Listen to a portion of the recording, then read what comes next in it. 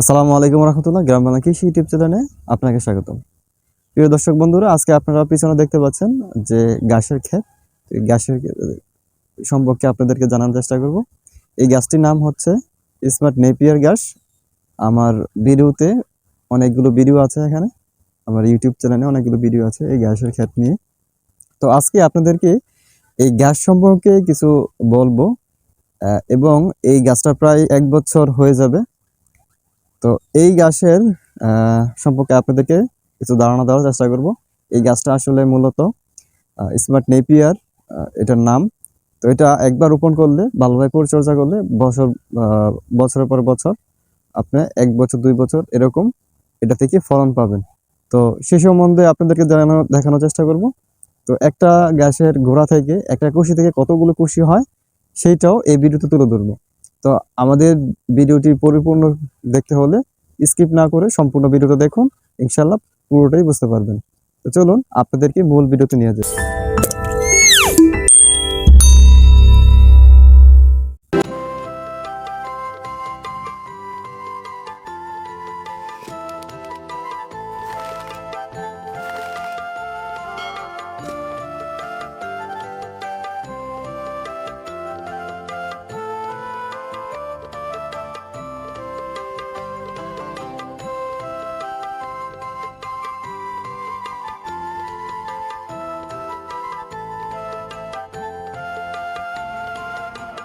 সম্মানিত দর্শক, দেখতে পাচ্ছেন আমাদের এখানে যে স্মার্ট নেপিয়ার গাছগুলো, এগুলি আপনার কিছুদিন পূর্বে 15-20 দিন আগে অথবা 1 সপ্তাহ আগে, 1 সপ্তাহ আগে এই গাছগুলো কাটা হয়েছে। দেখুন এদিক দিয়ে আপনার কতগুলো বড় হয়ে গেছে, এবং কিছু কিছু জায়গায় ছোট ছোট।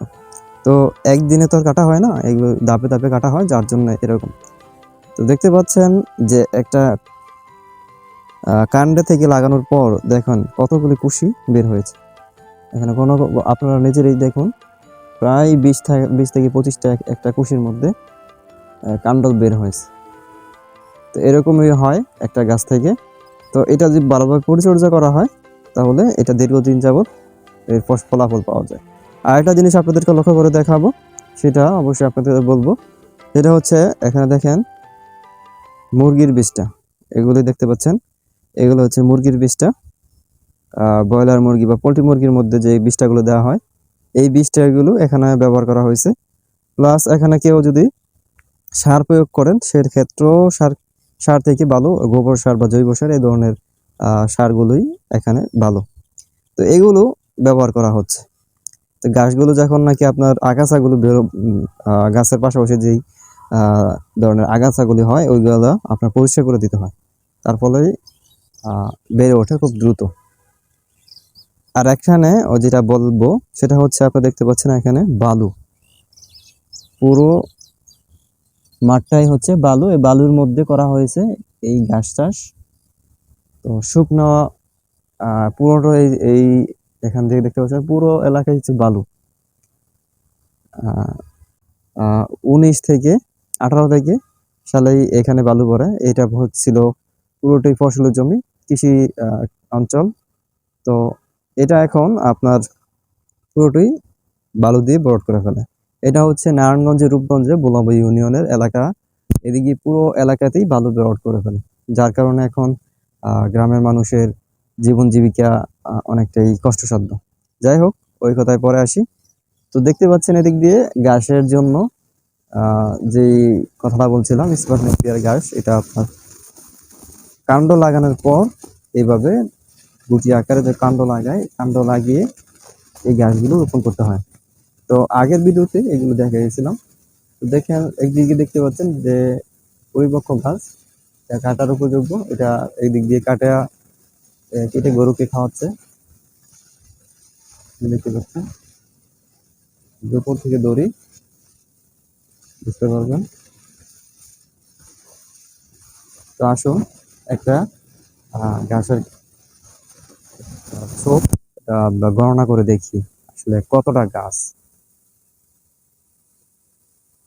এখানে দেখেন 1টা 2টা 3টা 4টা 5 6 7 8 9 10 11 12 13 14 15 16 17, 18, 19, 20, এরকম 20 থেকে 25টা হয়ে থাকে প্রতিটা ছোপেই। আর এখন তো প্রায় এটার মাস হয়ে গেছে 6 মাস বা 1 বছরের মতো হয়ে গেছে।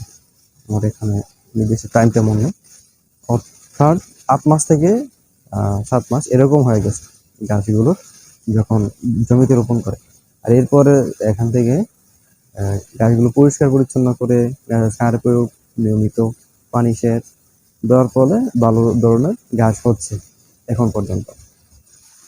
আপনারা চাইলে এই ধরনের গাছগুলো করতে পারেন। এটা আপনার গাভীর জন্য অথবা ষাঁড় গরুর জন্য খুবই ভালো একটি গাছ আমি বলবো। তো এই গাছগুলো বালির মধ্যে যদি করা যায় মাটির মধ্যে আরো সুন্দর হবে, মাটির মধ্যেও করতে পারবেন। বালির মধ্যে সহজ বলতে, বালির মধ্যে আপনার এখানে বালিটা আপনার পরিচ্ছন্ন করতেও সহজ, শুধু পানির ব্যবস্থাটা, সারের ব্যবস্থা রাখলেই এই গাছগুলো সবচেয়ে দ্রুত বেড়ে উঠবে। দেখতে পাচ্ছেন এই যে এই গাছটা দেখেন, কিছুদিন পূর্বে কাটা হয়েছে, কিছুদিন পূর্বে কাটা হওয়ার পরও দেখেন কতগুলি কুশি বের হয়েছে দেখেন দেখেন। তো এই গাছগুলো খুব দ্রুতই বৃদ্ধি পায়।